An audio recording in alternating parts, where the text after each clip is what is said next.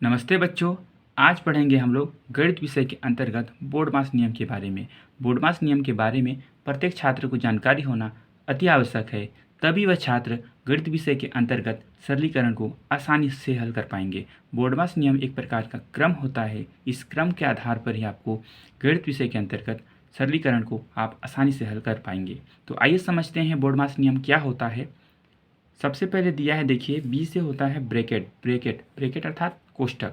कोष्टक चार प्रकार के होते हैं, जिसमें पहला कोष्टक दिया है लाइन कोष्टक।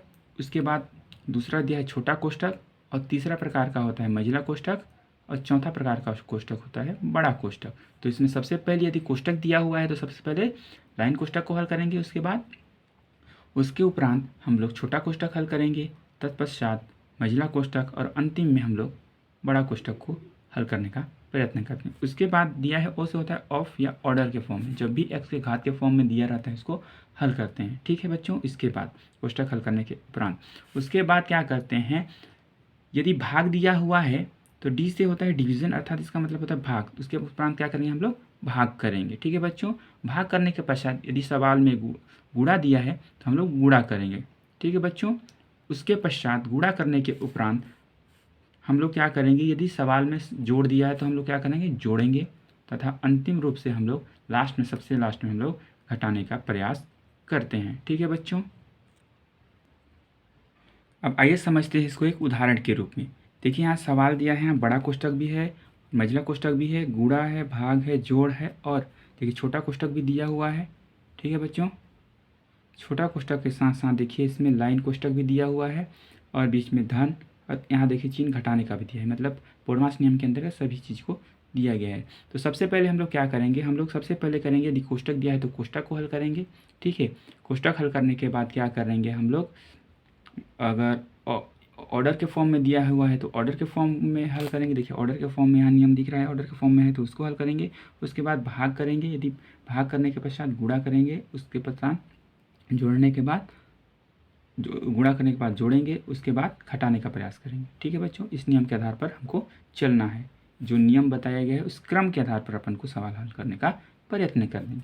तो ये आइए बनाते हैं इसको। देखिए बड़ा क्वेश्चन मतलब 3 गुणित 15 भागित 5। ठीक है बच्चों। +2। अब देखिए सबसे पहले लाइन कोष्टक को हल करेंगे तो क्या आएगा, इसका मान देखो 5 में 2 घटा क्या आएगा 3, धन 3 कोष्टक बंद, मंझला कोष्टक बंद, ऋण 2 बराबर 0। बाकी सभी संख्याओं को ज्यों कहते हैं लिखते जाना है, एक बारी बारी से एकदम क्रम के अनुसार चलते जाएंगे, हल करते जाएंगे। ठीक है बच्चों। देखिए उसके बाद मंझला कोष्टक लगाइए यहाँ 3 15 भागित 5 धन 2। इसको हल करेंगे तो क्या आएगा बच्चों, 2 3 3 6 कोष्टक के अंदर 6, मंझला कोष्टक बंद, ऋण 2। अब देखिए अब इसको फिर उसी क्रम में बनाते जाएंगे, वैसे जो कहते हो आप लोग कॉपी करना है बस। 3 गुणा 15 भागित 5। अब यहाँ ध्यान दीजिए, देखिए बच्चों यहाँ कोष्टक लगा है। देखिए ये धन एक धन 6 एक धनात्मक संख्या है। अब देखिए जब धन में धन का गुणा करते हैं तो क्या आता है, हमने चिन्हों का गुणा पढ़े हैं भाई। धन में धन का गुणा करने पर हम धन चिन्ह प्राप्त होता है। देखिए तो क्या होगा, धन में धन का गुणा धन, और 2 छक 12। समझ में आ रहा है ना बच्चों। मंझला कोष्टक बंद, ऋण 2 कोष्टक बंद। अब नेक्स्ट लाइन जाते हैं। देखिए अब मंझला कोष्टक के अंतर्गत क्या दिया है, 3 गुणा 15 भागित 5 धन 12। तो इसमें देखिए इसमें गुणा भी दिया है, भाग भी दिया है, और जोड़ भी दिया है। तो बोर्डमास नियम क्या कहता है, यदि सबसे पहले अगर कोष्टक हल करने के पश्चात क्या करेंगे, सबसे पहले यदि दिया गया भाग है तो भाग को हल करेंगे, उसके बाद गुणा को हल करेंगे, उसके बाद जोड़ेंगे, उसके बाद घटाएंगे। तो यहाँ देखो भाग भी दिया है, गुणा भी दिया है, और जोड़ भी दिया है। तो सबसे पहले भाग को करेंगे, कोष्टक 3। अब इसको हल करेंगे तो क्या आएगा, इसका मान 5 3 15 3 आएगा, धन 12, मंझला कोष्टक बंद, ऋण 2। ठीक है बच्चों।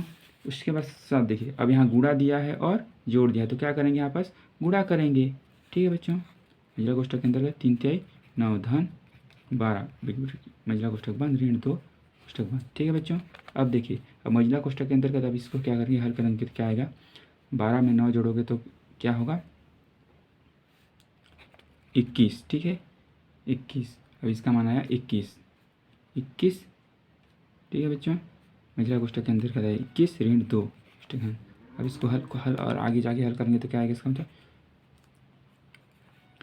21 ऋण 2, इसको हल करने के पश्चात आएगा 19। ये आपका उत्तर हो जाएगा। यही इसी क्रम के आधार पर आप लोग बोर्डमास रूल का नियम का पालन करते हुए गणित विषय के अंतर्गत आप सरलीकरण को हल करते हैं। अगर आपको अच्छा लगे तो कमेंट कीजिएगा।